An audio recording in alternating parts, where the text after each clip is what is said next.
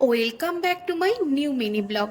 আজকে ভিডিওটা শুরু করলাম আমার এই পছন্দের জায়গাটা থেকে। আজকের দিনটা অন্য দিনের মতন একই রকম হলেও আমার জন্য একটুখানি বেশি স্পেশাল, তাই মনটাও বেশ ভালো।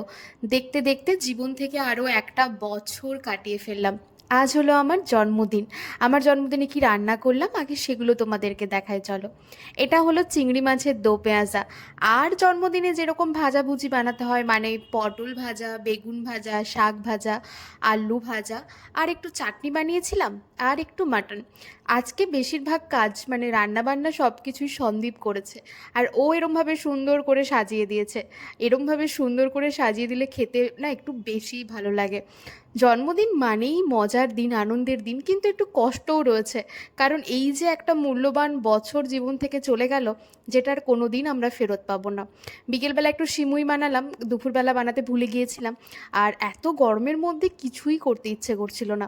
তবে আমরা যেহেতু বাঙালি, বাড়িতে জন্মদিন মানেই কিছু হোক বা না হোক, পায়েস বানানোটা একেবারেই বাধ্যতামূলক।